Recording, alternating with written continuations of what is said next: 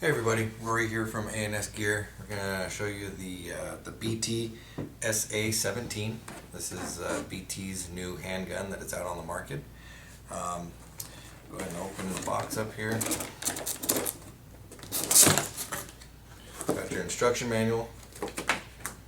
We've got parts kit. We're going to leave that in there, just extra springs, O-rings, everything that you would need. Your feed tube, we'll talk about that. Got your gun, and then obviously you can see a barrel sleeve down in the bottom.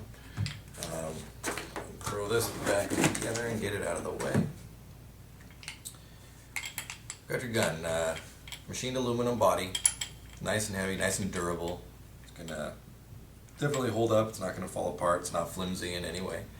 We'll start with just the outside of the gun.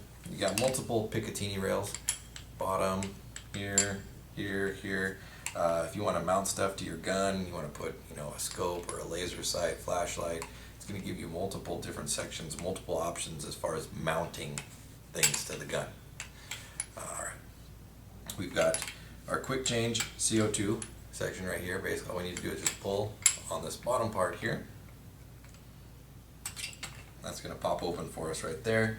We can take our 12 gram CO2s and we can drop them down into that this section down here. Here I've got one 12 gram CO2 cartridge right here. This is just going to drop down in, snap it down in, and shut that down. Now if I was to close this all the way down, it's going to puncture a hole in the CO2 cartridge and it's going to gas up the gun. So I'm not going to do that right here. So pop that back out. Close that up. So your trigger and safety is right here. You have a sear release on this section of the gun right here. So if the gun is cocked back and you just want to decock the gun, this is your sear release right there on the side. Cock the gun, you're going to grab the back of it, cock it back. It's easy cocking mechanism right there. You've also got your quick release pin right here. If I turn this over and push this pin out right here, you can see with my finger, sliding this pin out the side.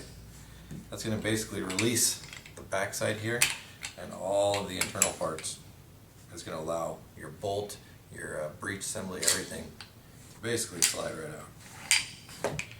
Just like that. So it's easy to clean, easy to disassemble, to do all your maintenance. So we'll set that to the side for now. Alright, on the bottom you've got holes in line there, so you can set up a bottom line setup. You want to run the rifle kit, which we'll talk about in another video.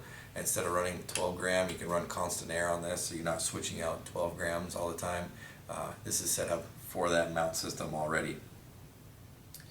The front of the gun, the barrel, this part right here, your muzzle, you can see your flash hider, your muzzle is threaded, so we can unscrew this right off of here. Maybe you want to put in a barrel extension on there, silencer, anything that can go right onto the front of the gun here. But also, the nice thing about these guns is this piece right here. This is basically a barrel insert right here. Now if we look on the insert, you can see right down there, this is a 6.88 bore size right here. They do have different bore sizes that you can get. So if you're shooting small bore paint, you're shooting big bore paint, something else, you can take that, slide it inside there, take the cap, screw right on. And that's going to give you the ability to fit your barrel to the paint, which is always, that's the number one way to get the best accuracy is to match your barrel to your paint. So put this back together, flip it over on this side, you can see this hole right here. Now without the feeder on there, okay, we'll get to that in a minute, this hole, you can see the design or the shape that it's cut in. The hole is designed for the first strike round, or for what they call a sniper round. So it's already made so that you can load those in there and it will load in one at a time by hand, and you could shoot the first strike or sniper round out of this gun. So it's set up for that already. Your feed tube, This is your standard, you know, run-of-the-mill 10-round spring-fed feed tube. Right here, you pull this section back, it will lock down, and that's going to let you put the paintballs in. Now the back side right here has got a plug on it. It's kind of a, it's hard to see it on there. You can see that plug. I can rotate this around. I can turn it like this, okay? Now what that does is inside here, I don't know if I can get this out. Okay, see how it's got a little ramp on it right there?